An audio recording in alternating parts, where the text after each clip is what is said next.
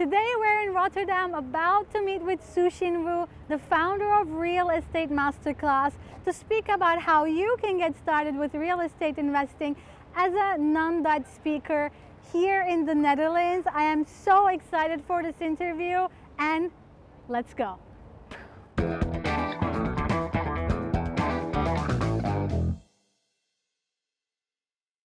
So let's talk about the language barrier, because I feel like a lot of internationals and non-Dutch speakers, when they come to the Netherlands, they have no idea how to even read any of these documents. So when it comes to investing in real estate, how can they get help to make sure they understand everything that's happening?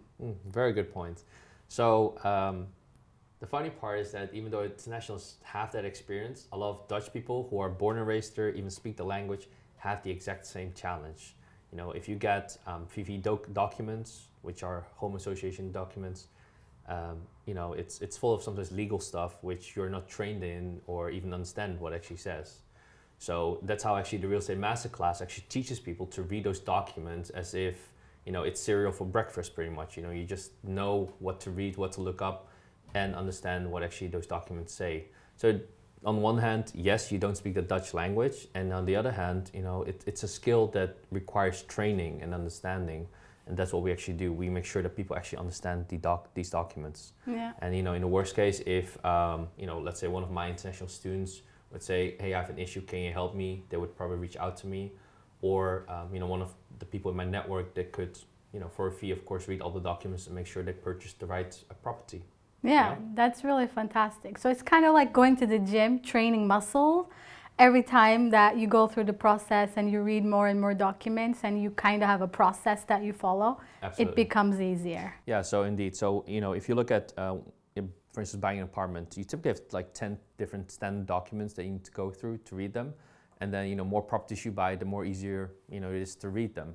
So I remember when I bought my first property, you know, it's like going to the gym first time. You're completely out of shape. Yeah. And it took me, I think, like 6 hours just to go through all of it. It's like, what the hell did I just read? Yeah, exactly. And now I just do it like in 5 minutes, those 10 documents. Yeah. So it, you know, goes faster and faster. Yeah, indeed. And this is something you're also going to talk about during the upcoming live event. Is that right? Absolutely, yeah. So we really believe that if you're being trained as an investor, you must understand the details and, you know, the finesse of also legal documents, that you know what you need to pay attention to, that you actually know what you're buying, right? You kind of want to know what you're buying and don't have like buyer's remorse at the end. So yes, we do help with that. That's awesome. And when is the event? Well, the first one, so I'm not sure when this is going to be aired, but like the upcoming one is the 18th and 19th of December. Indeed, if it's a great success, if there is, you know, a demand from our international expat community, we will be hosting it more often next year. Yeah. Okay, I love that. So for anyone who is interested in this, definitely check out all the details that we will be linking in the description. This is so valuable if you want to get started with real estate investing here in the Netherlands. Indeed. And if you really want to have an impression of, you know, our quality of training, have a look at Trustpilot. I think we score about 4.8 out of 5 based on 250 participants. That's amazing. That's really, really amazing. And you. You've been doing this now for 2 years almost? Yeah, actually 1.5 almost, but I did it like, you know, stealth mode about 2 years ago. I, you know, bought pretty much like 10 properties in about a year's time, having a full-time job. And, you know, suddenly I got approached by people asking, you know, me. How do you do it? Exactly. Reveal your secrets. Exactly. Yeah. And that's, you know, that's how I created the trainings, actually just based upon experience. And now, you know, our company has grown to, I think, like 10 different coaches, different styles of investing. And, you know, we teach all different kinds of modes to people who want to learn from us. Yeah. So this is the place to get the help that you're looking for when it comes to real estate investing. And we are the only English, you know, the only company that provides English trainings as well. Which is a super big bonus as well. Thank you. Awesome. Thanks.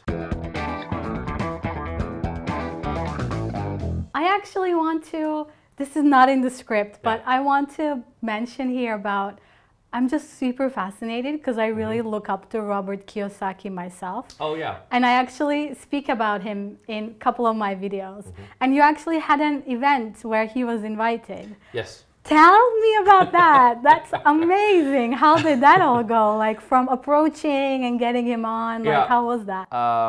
So that was actually very funny because, like, you know, same like you, I think I read Robert Kiyosaki, Rich Dad Poor Dad, like 3 years ago, before I, you know, had a real estate investment career. And yeah, it was just so funny, man. I read the book, it changed my mindset, and then bought my first property, and, you know, goes fast, fast, faster.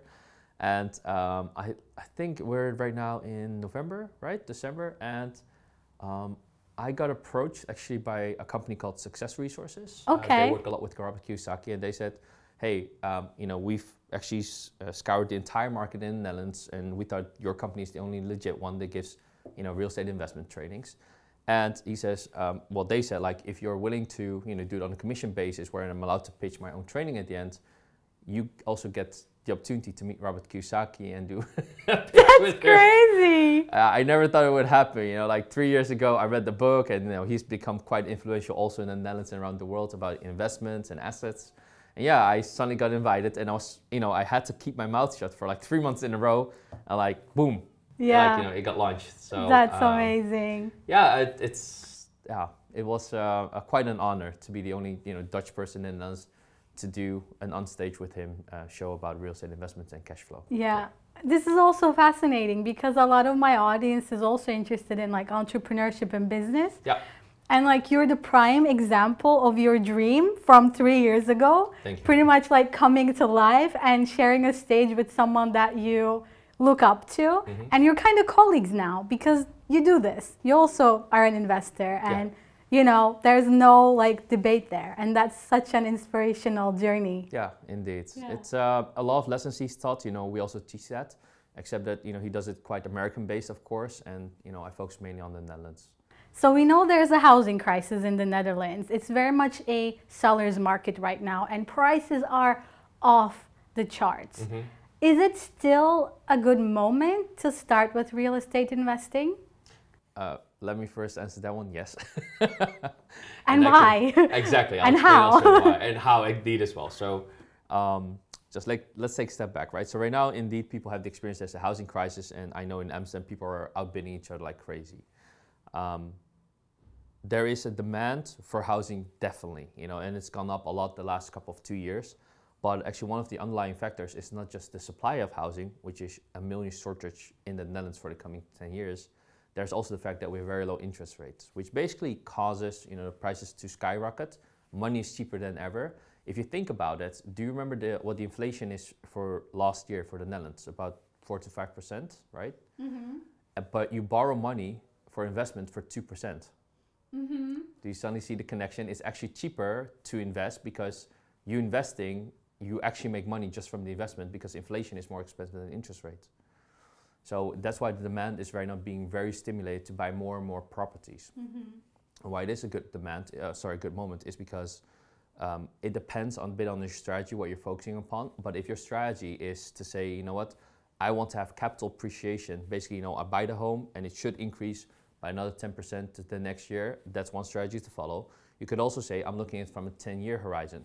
If you look at the history of real estate prices, there is never a good moment to buy. Consider the following. If the prices go up, people tell you don't buy it. If the prices go down, people say don't buy it. What's a good time to buy?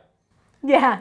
Right? And always a good time to buy, I guess. Exactly. You can never like time the market in that sense. Exactly. And you know, if you look from a 10-year horizon, it's always going up and up and up and up. In the entire history of any stable economic country in the West, for instance, real estate prices always go up on the long term, and that is due to inflation. And at the same time, I tell some of my own mentees, I teach you not to make money in good times. I teach you to make money in bad times. So all of their investment strategies are focused on actually making money in bad times in declining markets. Because if you look at this current market, there's so much money out there and little real estate, so prices go up and up and up. But if you have an economic downturn where people call you crazy to buy real estate, there's so much real estate deals and very little money because people will not give you money. So regardless of what market are you in, you still have a challenge as a real estate investor, either to find the good deals or how to raise money. And that's why we teach you to focus on making return on the long term, right? If you buy right now a house in Amsterdam for 1 million and it crashes the next day by 10%, you'll panic sell. But in real estate, luckily, you don't have to panic sell. You can't say exit button, exit button. I'm selling right now my real estate. Real estate doesn't decline that fast. So you must learn how to build strategies where you make money on the long term with real estate investing. That's the most important thing. and, of course, buy below market value. So one of the properties I'm, for instance, right now purchasing, it's actually 362 square meters near Eindhoven. I buy it for 600,000 euros in total, but the market value itself is actually 4,000 euros per square meter after renovation, which makes it actually 1.4 million. So would you say that then you need to be looking out for the, how do I phrase this? Would you say you would then have to look for cities or suburbs where there's not such a high demand to purchase then? Because, you know, Eindhoven is like a whole different world when you compare it to Rotterdam or Amsterdam, for example. Absolutely. Well, actually, the funny part about Eindhoven, it's the square price per square meter is higher than even Rotterdam, The Hague, the Randstad. It really depends on what kind of strategy you want to follow. So my intention is that you learn how to invest on the long term so you can make money in any cycle. And yes, it's part about selecting the right area, location, location, location. One of the key skills and investment strategies we teach at the Real Estate Masterclass is the following: buy to let. Now, if you think about buy to let investments, how do you ensure that the minute you buy something, it actually makes money on the long term? The one key denominator that makes a difference is actually demography. If you think about demography, for instance, population growth, if you know you're buying in an area right now, that for the coming decennia, for instance, urbanization, that's a phenomenon that has not stopped for the past 50 or 100 years, you know that you're actually investing on the long term. So if you invest in an area that grows, for instance, by 23% in population growth every year, but the the supply of houses only goes up by 4% a year, you have a 19% shortage per year. Now you accumulate that by the coming 10 years, and you know you're actually rock solid your investments, right? That's fascinating. And that's one of the cities we've actually invested in here nearby. I'm not going to tell you which one, but we've done the math where you see that the population grows by 23% per year for the past 10 years, but the housing supply only grows by 4%. So you tell me, even if in a declining market where the prices could go down, absolutely, I'm not denying the fact that real estate price could go down, do you think there will still be a demand for housing on the long term? Yeah, I mean, if population is growing, of course, it's one of the basic things that we need, right? Shelter, so there will be people looking to rent in any given moment. But it's really interesting about Eindhoven, and I think a lot of people watching who are internationals, they might be really familiar with Eindhoven because there are universities there. And it's basically like the Silicon Valley of the Netherlands. There's a Brainport campus, so a lot of like international expat immigrant attentions there. So I think this also is interesting to like keep in mind when you are choosing that location to get started as a real estate investor. Like, what's the international demand like, not just the demand from within the Netherlands? Is this also something that you consider when you're looking for deals for yourself as well? Yeah, so I do, but typically the international expat community is not the target segment I rent out to. But I am starting to consider that target segment indeed, because well, as I've shared with you multiple deals, what you see is that we get a supply of what we call off-market deals. Basically, houses that are outside Funda, the largest housing website, which are offered exclusively to our people or our community, our network, which is even sometimes very much below market value. So a house in Amsterdam could cost, let's say, 500,000. We get it offered for 450, but we only have the exclusivity for a week. So we need to find clients that would like to buy those stuff in a week's time. So in terms of me renting out to expats, yes, I'm definitely considering that, and internationals. You being international, coming to the Netherlands, consider investing outside the large cities because they often have a better return on investments, especially if you know your strategies. And the third part, just know that Funda is not the only website you should consider. Consider also that, as you know, there's deals that are outside Funda, which are called off-market deals. Yeah, and let's talk about that. Off-the-market deals. And finding a good deal. What does that mean? And how do you define a good deal for yourself? Got that. Well, I'm very strict with my criteria for off-market deals, but let's start with off-market deals. So an off-market deal for us is something that is not visible on market, which is basically Funda or any large housing websites where people can see that house, right? So the first criteria is it outside Funda, for instance? The second part, and that's the additional benefit, is it actually below market value? If it is below market value, you have a great deal. You know, the minute you buy, you make maybe 10, 20, maybe 50,000 euros of profit just by signing that one house. Do they exist in a market where there's overheating, where there's a huge amount of housing? Yes, there is. So I've even showed you, I think, this week a couple of them. Yeah, exactly. So, and it was really mind-blowing because I'm quite skeptical and I Right. didn't think these things existed. Yeah. And you showed me and I was like, wow, these things do exist. Yeah. So tell me a little bit more about you know, what makes a good deal. So it's about buying it below market value. Absolutely. And just through the act of purchasing, making some money. Yeah. So and what else? So the greatest off-market deals for me would be one, let's say at least 20 to 30% below market value. But my criteria are very high, and the way I buy it is way faster than anyone on the market. For instance, I think from the past 6 homes that I've bought, 4 of them I bought it from a WhatsApp or a video that, you know, I pretty much have never seen the property in real life, but I know it's a good deal, and in the worst case, you know, I will break even, let's say. So one is definitely 20 to 30% below market value. The second part criteria is if you can get in contact or access directly with the owner of the house, because then you have space to bargain instead of going via a real estate agent, right?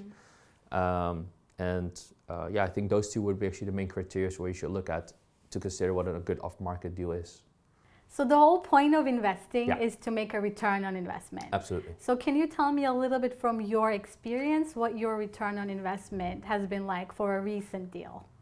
Mine, okay, well mine would be... Or typical. I mean, whatever you feel like you're comfortable sharing, right? So mine are sometimes, to a certain degree, a bit outrageous, I'd say. Okay. So I'll just give you a couple of examples, right? So I train people as well. So I have basically 3 skills that I do in real estate investment. That's buy to let. So I buy a home, rent out for the long term. Second one is deal finding. I teach people how to find deals because I own that skills. Yeah. And third one is transformation. So transformation is basically where you buy, for instance, an office building and transforming that into homes, which is actually often the most profitable aspect of real estate investing. But you often start with the buy to let. So in terms of buy to let, I train people one-on-one, but also all our coaches train people one-on-one because it's a must. You know, we really believe in training people to be successful. So we first give and then we receive, right? Something that Robert Kiyosaki also said. We really have the intention to make people successful. So if you look at our students that we train one-on-one, the worst case they do is a 10% return on equity, give or take. So it could be sometimes 9.8, 9.6. That's the worst case. Now, why do we actually adhere to that number? That's for the following reason. If you invest in the stock market, 7 to 8%, let's say ETF, hands off, that's pretty much the basis people sometimes mentally compare with. Yeah. However, we want to exceed and do better than the stock market on the long term. So because we want to do better than the stock market, we say at least about 10% return on equity per year. That means if you put in 100,000 at the end, bottom line, at the end of the year, you get 10K back purely on cash flow. That means no capital appreciation or the tax benefits you get from real estate investing, just 10% worst case. Now I do a bit more than that, but our students who start even in this market do 10%. Yeah. So that means that if you do 10%, you do way better than the stock market. You have the option, as Robert Kiyosaki says, OPM, other people's money. Because nobody will believe you that in this market you could do 10% return on equity. And therefore, if we adhere to that minimum threshold of 10%, you have the ability to raise money from other investors. Because other investors who have a lot of capital, they right now pay sometimes a negative interest rate of minus 0.5% over 100,000 euros. Or starting next year, even consumers get 0% interest rate on their money. So basically, if you go, let's say, pitch to maybe a rich guy, you actually will make his money times 20.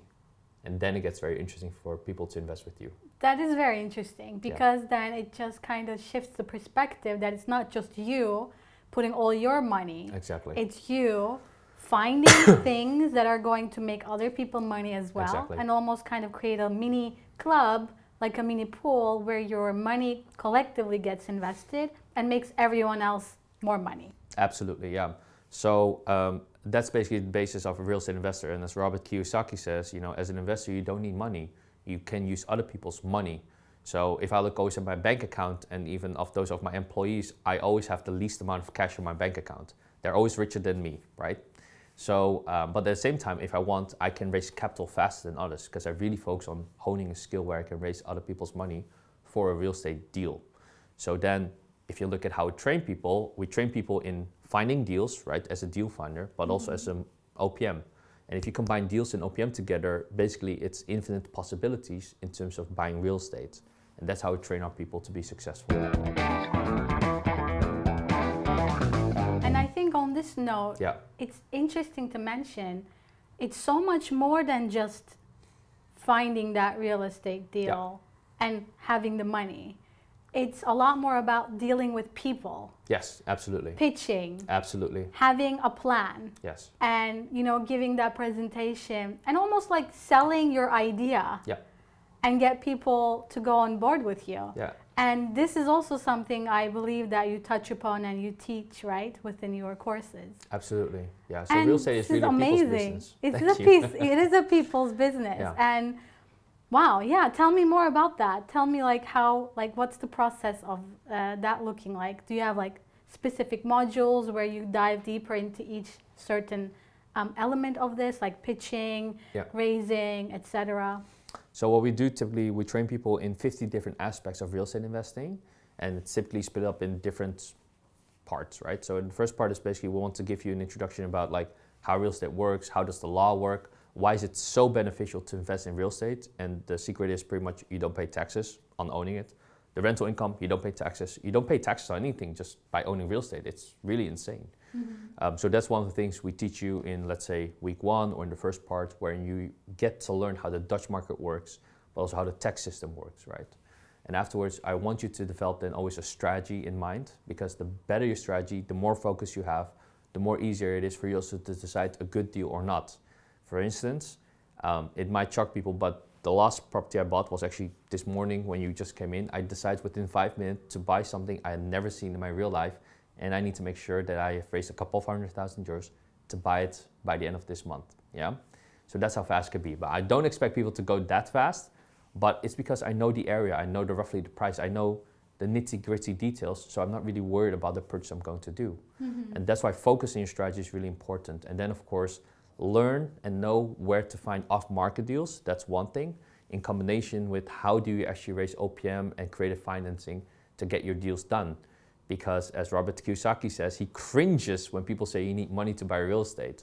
And that's why you must learn how to master how to find deals and to raise capital and combine those two things together. Yeah. And then, of course, you still have rental management, property management, all those things, and insurances. Those things we always teach people as well, so that you are taught into details, end to end, how those things work.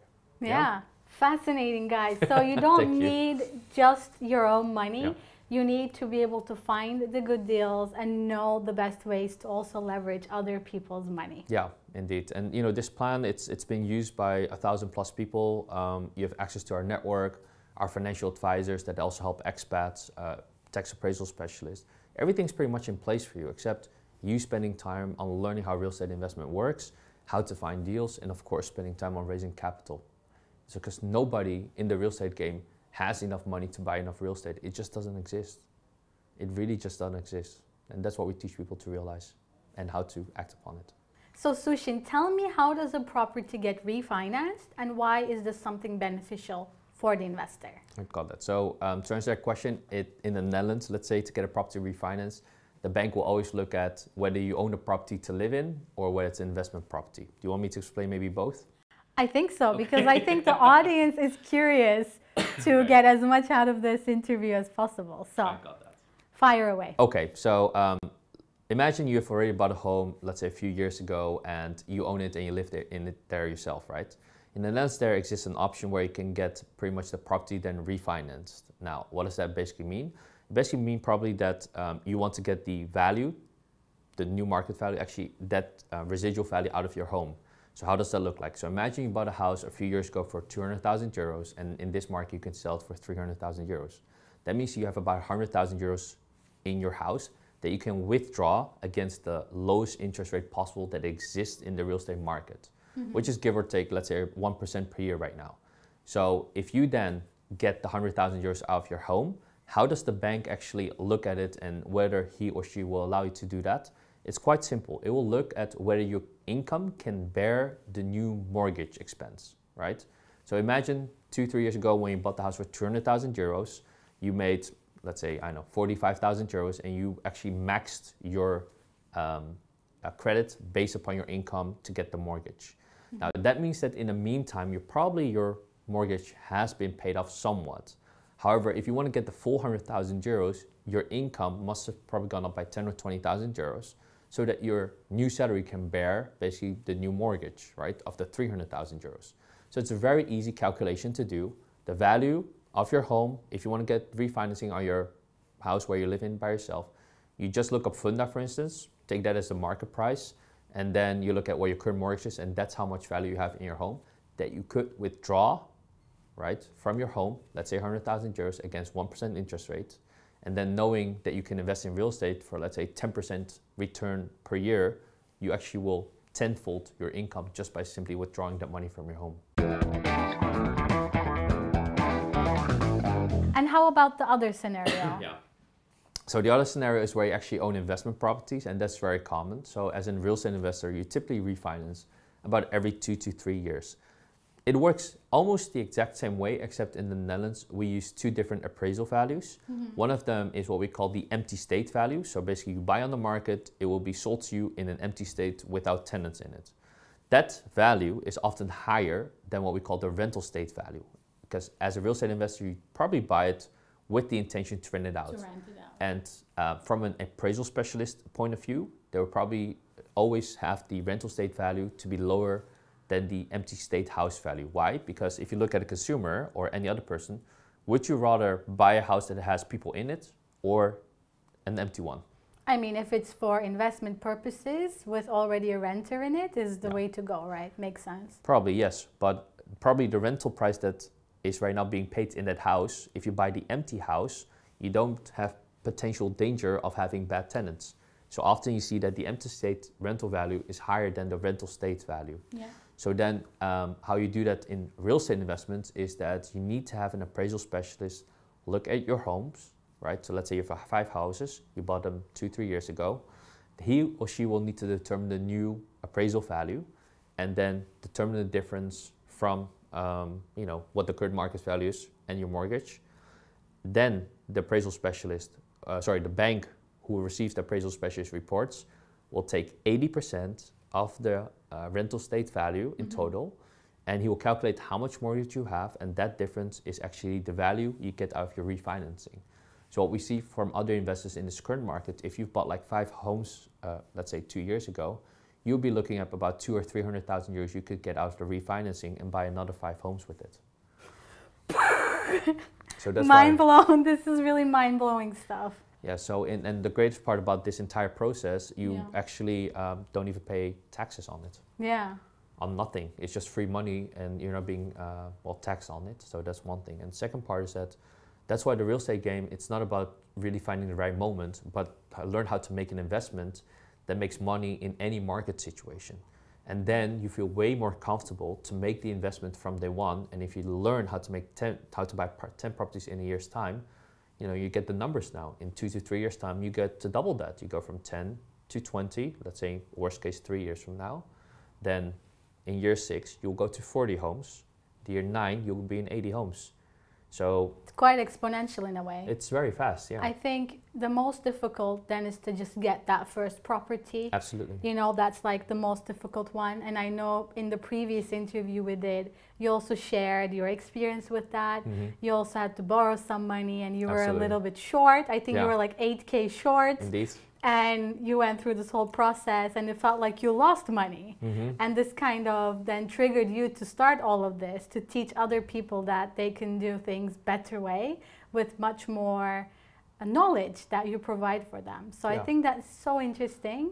So really, just to say that this is almost like a no-brainer way to get started with investing. Yeah, indeed, it is. It's quite accessible, actually, especially to internationals. Like if you compare to the average Dutch income, which is our current main audience, you see that the Dutch audience typically has a lower income compared to expats. Expats are often highly educated, well-paid people who come from international environments. And they have tax benefits. And they even have tax benefits. I forgot about that. So that kind of, I think, increases their earning potential as well, which means that, well, they have more money than maybe they think they have, so they can actually get started with investing. Absolutely, absolutely. And you see that that a lot of more international pension funds are coming to the Netherlands. A lot of international money is flowing to the Netherlands because of the stable society that we have, but also the rental income is very secure, actually, if you compare to other international countries. I've spoken to people from Russia, UK, America, and the returns that we do in the Netherlands are off the charts. You know, if you buy in London something, best case you make 2 to 3% on your total investments. I would not even wake up for that. You know, for me it would have to be at least 7 or 8% before I start considering to buy it. And the deal that I showed you this morning, I will be making about, just simply on the money down, I'll probably make about 10 to 12% on it. So if I leverage that, I might go up to 40, 50% per year. Yeah, this is fascinating. Wow. I feel like every time I speak with you, I'm also learning a lot, and I think so does my audience. So before we go into the rapid fire questions, can you tell the beautiful audience where they can find you? Absolutely, not a problem. So we have a company called the Real Estate Masterclass.nl. So look us up. You have an overview of the courses that we have, and you can have a look at the English course that we provide. That's one thing. We have Instagram channels. The Real Estate Masterclass _NL is our company account, and where you can find me and other coaches. You know, look at what we actually do, provide what we do also on a daily basis. And if you have any personal questions or you know, any way you want to reach me personally, I also have an Instagram account called Shou Xin Wu.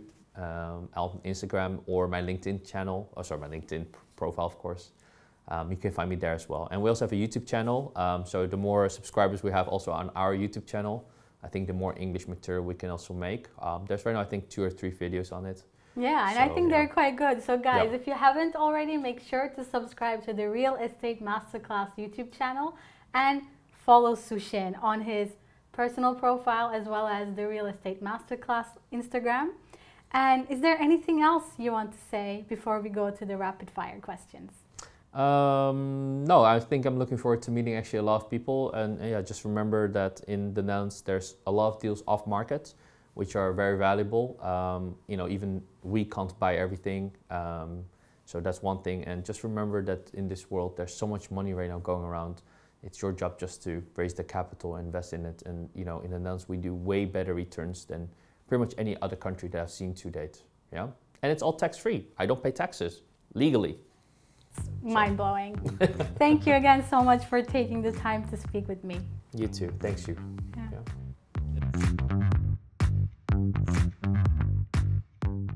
Your perfect deal would be located in the city center or suburbs? Suburbs. You have budget to only renovate one, kitchen or bathroom? Bathroom. IKEA or designer furniture? IKEA. That was really quick. May I ask you why? I've never had designer furniture in my life. I only buy IKEA. Love that. Question 4. Rotterdam or Amsterdam? Rotterdam, definitely. And why? Well, why not? We have modern buildings. Love that. Amsterdam, everything is falling down, I think. Yeah. If you could pick only one to eat for the rest of your life, Kruidnoten or pepernoten? Kruidnoten, definitely. And why? Tastes better than pepernoten. Wonderful. Thank you so much for participating in this 5-question trivia.